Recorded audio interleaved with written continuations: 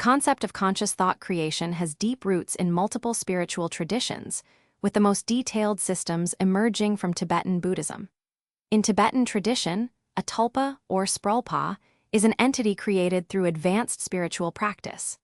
Originally, tulpas were understood as manifestations of an enlightened being's energy, appearances created for teaching purposes, like a guru taking a visible form to guide disciples. However, the concept evolved to include any entity brought into being through intense visualization and concentration, often requiring years of meditation. The traditional warning was clear. Creating tulpas was dangerous for all but the most advanced practitioners, as these entities could develop their own will and become difficult to control. Stories tell of tulpas that began to speak and act independently, sometimes even interacting with others. This ancient wisdom underscores the power of focused thought and the responsibility that comes with it, reminding us that our mental creations can take on a life of their own if not handled with care. In the early 20th century, Theosophists like Besant and C.W. Leadbeater detailed their observations of thought forms in their book Thought Forms. They described how different thoughts create different colored, shaped energy forms in the subtle realms. For example, a thought of affection might appear as a rose-colored cloud, while anger could manifest as a sharp, red bolt. They even categorized thought forms by their purpose. A clear, well-defined form might represent a specific idea, while a vague, swirling one could indicate general emotion.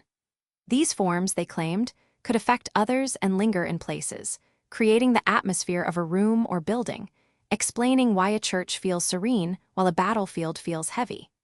This idea aligns with modern concepts of emotional contagion and the energy we sense in certain environments. The Theosophists' work bridges ancient mysticism and early scientific curiosity about the mind's power, suggesting that our inner landscapes are more tangible than we realize. In recent decades, thought form creation has moved from esoteric circles to internet communities, with thousands of people experimenting with creating their own mental companions. Beginning on platforms like 4chan and Reddit, where users shared guides and experiences, then spreading to dedicated websites and conferences, the modern Tulpamancy community has developed systematic approaches to creating thought forms. Practitioners often report that their tulpas develop distinct personalities, voices, and even independent thoughts. Some claim their tulpas can offer advice or engage in conversations without the creator's conscious input. This movement demonstrates that ancient practices can be adapted for modern exploration, and it raises intriguing questions about consciousness and identity. Could our minds be capable of creating autonomous entities through sheer belief and focus? The phenomenon challenges our understanding of self and suggests that the boundary between imagination and reality may be more permeable than we assume. When many people focus on the same concept, they can create egregores, powerful group entities that influence entire cultures. Examples include national symbols like Uncle Sam, deities like the Greek gods, and even corporate mascots like Ronald McDonald. An egregore is essentially a thought form sustained by collective belief, gaining strength as more people invest their attention and emotion. In occult traditions, egregores are often deliberately created for magical purposes, such as protecting a group or manifesting a shared goal.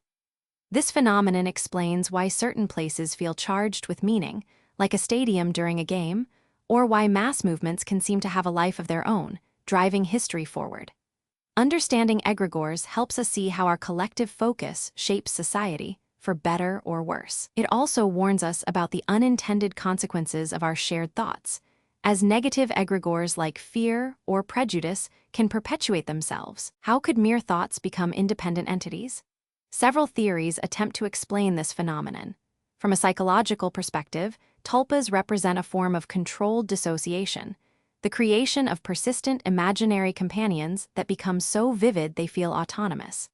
This fits with what we know about hypnosis, where suggestions can produce real physical effects, multiple personality disorder, where distinct identities coexist, and the power of suggestion, which can alter perception. From an esoteric perspective, thoughts are actual energy that can take form in the subtle realms, shaped by intention and emotion, a view echoed in many mystical traditions. Some researchers even suggest a quantum interface hypothesis, where consciousness interacts with reality at the quantum level, influencing probability fields like the observer effect in physics. These models offer different lenses to understand the same mystery: that the mind's focus may have tangible effects on the world, bridging subjective experience and objective reality. If you're curious about experiencing thought forms firsthand, start with a simple exercise. Find a quiet space, relax, and visualize a small, friendly creature in your mind's eye, like a glowing orb or a tiny animal. Give it a shape, color, and name. Spend 10 minutes daily focusing on this image, adding details like texture, sound, or movement. After a week, try to sense its presence without visualizing it, perhaps by feeling its energy in the room or imagining its voice in your thoughts. Some practitioners report feeling a distinct energy, hearing a voice, or even seeing the form in peripheral vision. Remember the traditional warnings. Start small and maintain clear boundaries, as intense focus can blur the line between imagination and reality. This practice can enhance your creative visualization skills and offer insight into the power of focused intention, all while respecting the potential risks. The evidence for thought forms, from ancient spiritual texts to modern online communities, suggests that our minds are far more powerful creative instruments than we typically imagine. We're not just thinking, we're constantly shaping reality around us, for better or worse. Every persistent thought or fear might be planting seeds in the subtle fabric of existence, growing into forms that influence our lives. The terrifying implication is that the monsters we fear, whether personal anxieties or collective phobias, might literally be our own creations, given power by our attention and fear. The ultimate message is one of profound responsibility. Master your mind, because what you consistently think about and fear may eventually step out of the shadows and into reality. In a universe where consciousness can shape reality, the most important battle is for control of the creative power within our own minds. Choose your thoughts wisely.